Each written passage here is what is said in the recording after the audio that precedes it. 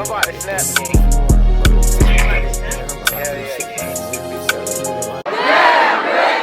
Hey, you been stacking diamonds, quarters, niggas pin. What's up, family?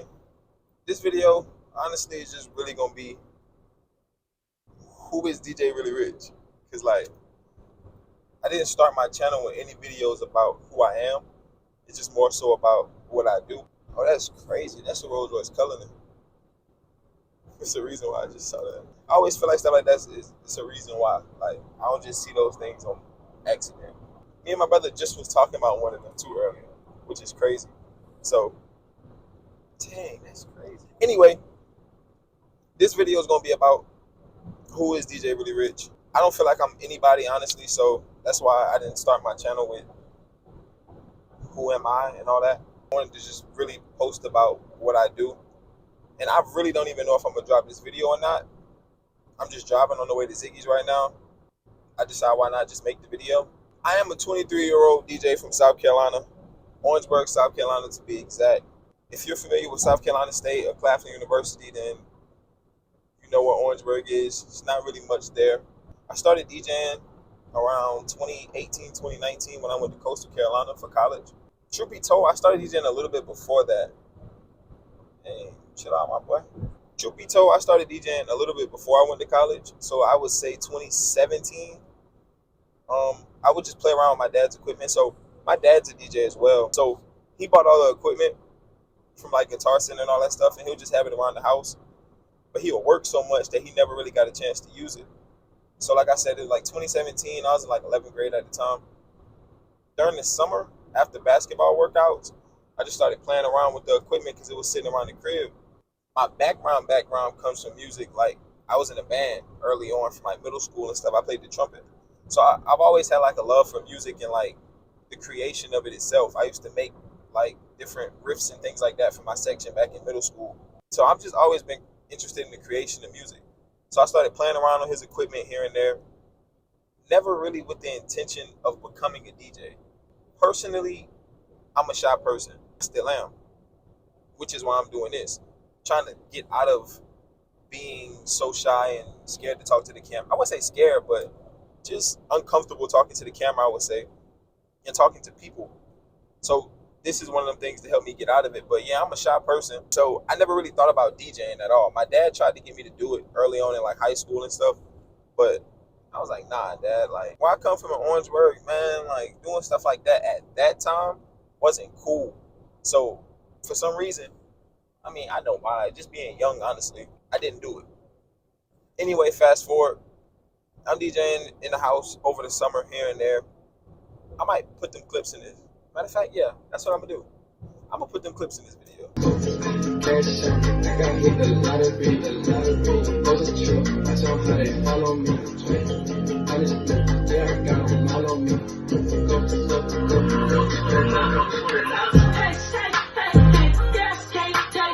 DJing at the crib, the boys coming through, they're like, hey bro, you tough, whoopty whoop, but the guy's gonna tell you that.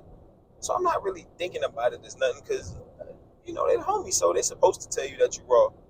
Even though I don't really think that they'll just tell me that, just to tell me that. But my thinking is, they the homies, so that's just what they're saying. I go to college, I buy me a little $250 DDJ RB. Put a little picture of that in too. And 2 little speakers, they go in my dorm room. And the whole intent of that was honestly just to practice in the room. It wasn't for nothing. I just like doing it. So I just wanted to just continue just doing it at the crib and having fun in my just downtime or whatever. So boom, I'm DJing in the room one day and I get a knock at the door. I turn it down, yo, what's up?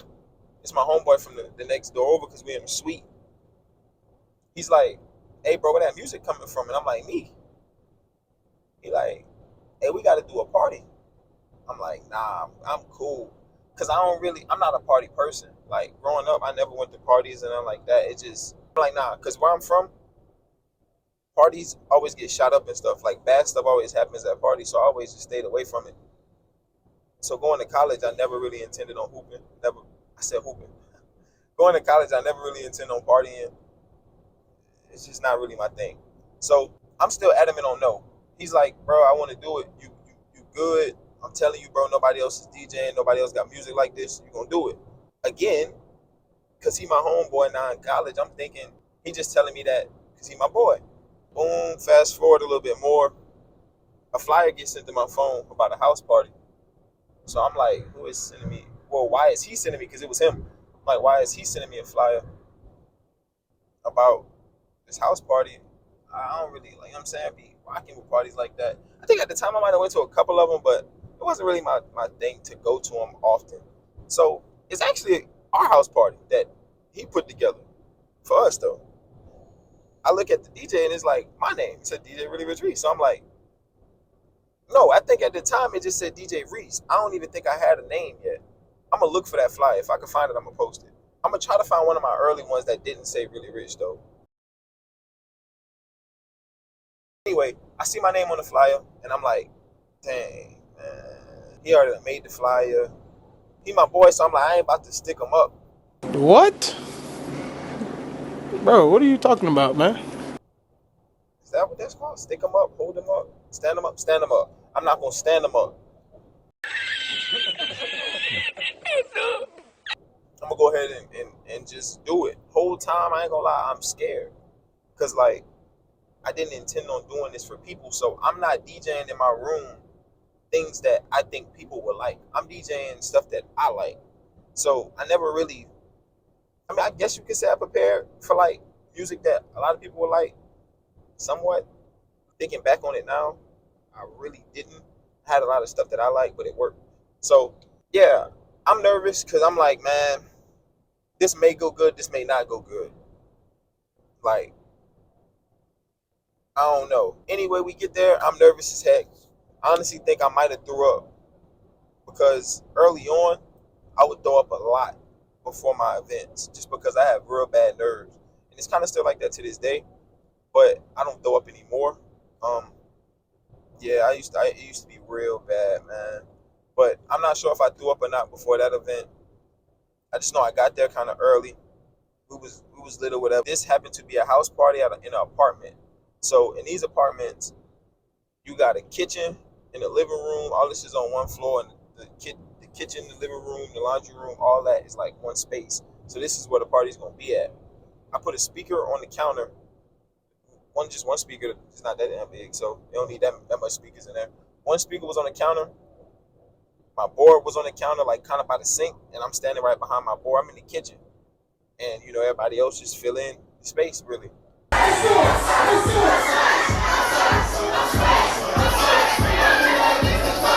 Thought that was the safest place to do it. Thinking back at it now, I would never do nothing like that.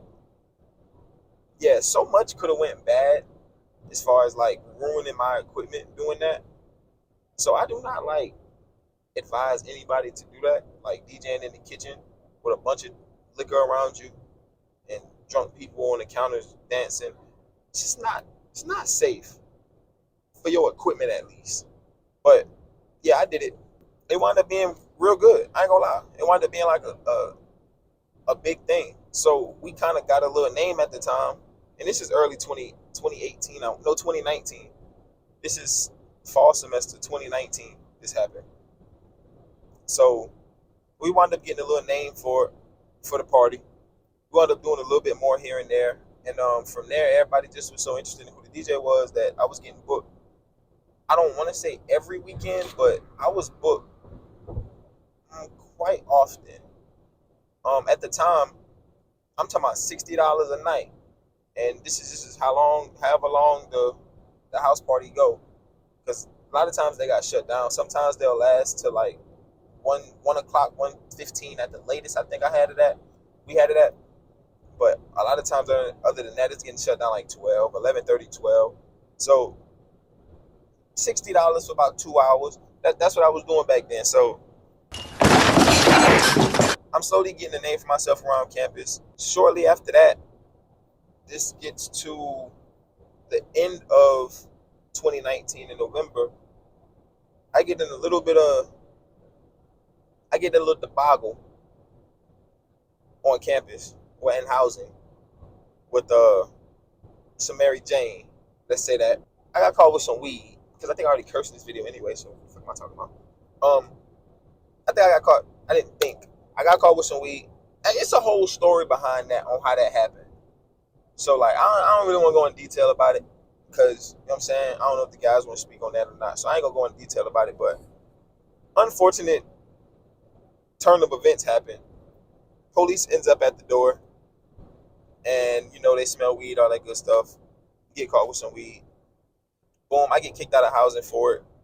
So from there, I'm no longer on campus at school. Shortly after that, I go back home.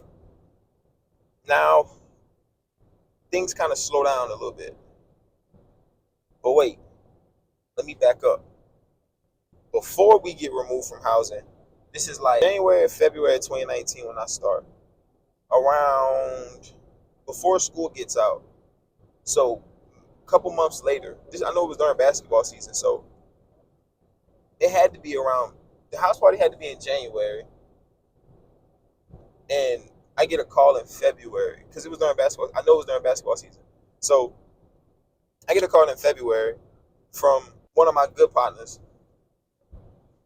He connects me with a good manager that's connected with some pretty high rated artists. Let me say that. He connects me with a manager that's connected with some pretty high artists. From there, she calls me and she's like, I need you to DJ a show in Atlanta at V Live. So this is 2019, like I said. I don't really know too much about V Live, what it is. This is maybe 2 months after I originally start DJing, or publicly start DJing. And I'm getting a call to go to Atlanta to do a for an artist called Gap Trap Bug. Everything goes smooth getting down there. So this is the first experience I have of going out of town to do a show. I don't know what they expect. I don't know what equipment I need. I don't know anything. So I just know I just need to take my laptop. I didn't have any other controller softwares downloaded on my computer or anything. So now that I think back on it, the show got canceled. But if the show didn't get canceled and I actually had to plug up, I don't know what I would have did. I had a Windows computer, so it's not like I could have airdropped the records to the DJ. I just should have been stuck. Just thinking back at it, like, God, I didn't even. Wow. Everything happens for a reason. So the show got canceled. Something happened at the club before we got there. The show got canceled. So I just got a little trip to Atlanta real quick. Got back. Always staying in contact with her, though. Still to this day, staying in good contact with her, which will be mentioned later on in the story. But from there, then we fast forward to later on in 2019, where I get removed from housing, and now I'm no longer on campus. So at this point, things low-key slow down. I go back home to Orangeburg. I get a regular job. Everything's just pretty normal. I'm still DJing, but a lot of people don't really know that I'm still DJing because I'm not around. So you know how like out of sight, out of mind type of thing goes? It was that. So during that time, my gigs kind of slowed down. So I had to move back to the beach in August. I was moving back anyway, but I went ahead and said I'm going to move back to the beach in August of the following year. So that was 2020. August 2020, I moved back to the beach. And things slowly picked up again, slowly. I say that just because I'm very picky on who I do business with. I had a lot of bad experiences with just promoters and just things of that nature. Not really gonna get too in depth about it because it's not what this video is about. But because of that, business kind of slowly picked back up. But I wanted to pick it back up in the direction that I wanted to go. I didn't really want to do too much things just for money at that point. I wanted to be more strategic on the gigs that I take. So boom, from there, things just slowly grew back up to 2020, 2021, 2022. I can't really remember those years like that great as far as something super spectacular happening up until 2022, I want to say. 2022 is when I get the call to go on tour with Juvie. And that's when, from all throughout that time, though, I'm still at the house DJing, practicing. I'm dropping videos on Instagram, things of that nature, just trying to stay busy. I'm still doing gigs. But then I get the call from the same connect that connect me with the manager before when I was in college. He called me and connect me with Juvie. And we get on a three-way call. He's like, hey, what's up, bro? You trying to go down to Texas, do a show? I'm like, yeah. So I've always told myself, just say yeah. Like, if you think about it too long, you're gonna tell yourself no. So I just say yeah. It's not always a good thing, but man, God just been on my side a lot. Because I wouldn't recommend everybody just say yeah to everything. Yeah, I mean, I just say yeah. Then after I say yeah, I asked them what was the logistics and how things was gonna work as far as how was I getting down there, all that stuff. So we talked about it, worked everything out, pretty smooth sailing, nothing, no problem. So we meet up, get down to Texas. This is my first time doing a show in front of a crowd that I'm not familiar with. So before this point, damn, let me back up again. So throughout 2020 to 2022, I'm doing shows here and there for artists from my city named PG Rock.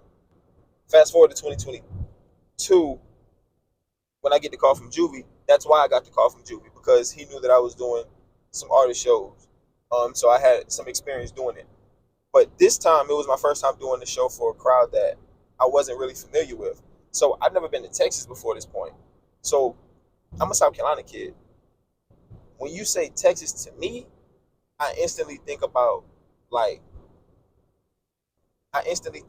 cowboy hats and cowboy boots. Um, I don't know if that's wrong of me to think about, but from South Carolina, that's the only picture that I get from people from Texas. Now I know more, but at that time, that's all I can think about. So I didn't really know exactly what to play for this crowd. So it's very nerve wracking. The whole time I'm on the way down there, I'm thinking, I'm not really enjoying the fact that I'm traveling there, because I'm just thinking about what am I gonna play? What am I gonna play? So this is a 16-hour ride from Columbia, South Carolina to Texas. I had to drive to Columbia to meet the family, meet everybody, and from there we went to Texas. Um, so the entire ride, I'm just thinking about what it is I'm gonna play.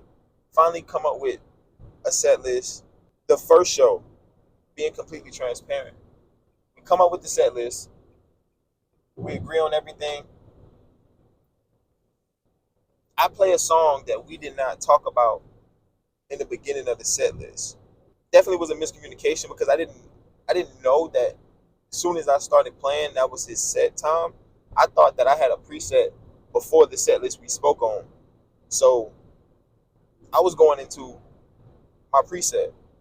Again, I didn't know, I wasn't thinking, I didn't have as much experience as I do now with crowd, like reading crowds and stuff, to know that what I played wouldn't have worked regardless. Because if it would have worked, it wouldn't have been an issue. But I can't remember the song I played. But anyway, I played a song that we didn't agree on. And in the beginning of the show, it kind of just threw it off a little bit for a second. Up until we went into the actual preset. But that one song kind of threw the crowd off a little bit. They weren't really rocking with it. So we got into the preset, got the crowd back right. Everything was smooth after that. Had a conversation after the show as a team about what we could do better to make the show better. And I was receptive to the fact that they let me know, hey, bro, like, we ain't talk about that song, basically. They ain't bash me or nothing. They just let me know, like, we got to stick to the script, you know? So it was a learning lesson. I received information. I wasn't, like, tripping on it or nothing like that. It was cool. So from there, I think we went to another city right after that. I cannot remember which one. But that show was smooth, flawless, no problem. That show went through flawless. Everything was smooth. After that, we pretty much locked in. And he let me know, like, he was rocking with me. I was receptive to the constructive criticism on how to get better, how to make the shows better and everything. So it was cool. We locked in after that. We did a number of shows throughout 2022 and 2023. It was just up, honestly. So that leads to now, from being on the road and doing the shows and stuff like that, you connect with people, you meet with people. So I grasped my own connections throughout being around. And so at the time we're doing college shows. So we're going to these colleges doing shows. So I'm connecting with the fraternities and things of that nature. And as a DJ, I'm not really stepping on the artist's toes at all by getting my own gigs. Because, like, I'm a DJ, so the music is separate from, you know what I'm saying, shows, parties.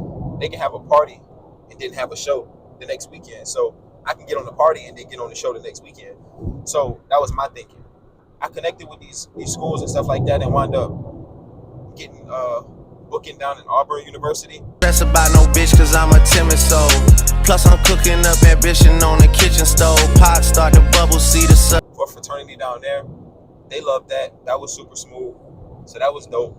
But all that came from just connecting with different fraternities and knowing how to talk to people. And, you know, just experience, honestly, to say the least. That leads to now where I, in a sense, work on an app called BeatGig and just get my bookings and stuff on there. At the time when I first got on it, I'm not sure how it is now, but when I first got on it, you had to get approved and verified or whatever. And BeatGig, for those who don't know, it's an app where you can book artists and DJs, entertainment in general. You can just book entertainment. I'm not really sure what entertainment entails to fully, but I just know for sure you can book artists, as in rappers, singers, whatever, and DJs. I wound up getting to connect with that app. And at the time when I registered for it, you had to be approved. You couldn't just like make the app and then get on. You had to get approved. So I'm not sure how it is now, but I wound up making the connection, getting approved. And then it might have been probably a year later after I got approved. I might have got approved in like late 2022. It might have been a complete year later before I got any bookings on it. Which leads to now where this is my 4th time, I want to say, going to Ziggy's. Yeah, I want to say it's my 4th time. So, yeah, that's basically a whole lot of nothing. But that's about me, man. Where it started from to where it is now, which is nothing too crazy. But I would say for somebody who didn't really ever dream about being a DJ, I would say if I was to stop right now, I'm cool. I would deem myself a successful DJ if I was to stop right now. Because it's not 100% about how much money I made off DJing. It's about what I was able to experience off DJing. Like, I didn't really touch on it earlier, but the manager I connected with early in college, connected back with her not too long ago, back in 2023, I want to say. We did a show with Yellow Beezy and Montana 700. I DJed for Montana 700, not Yellow Beezy, but Montana 700 was with Yellow Beezy. Not really sure how that works as far as if he's under him or in the label or what, so I don't want to really speak on that wrong information, but I did a show for Montana 700.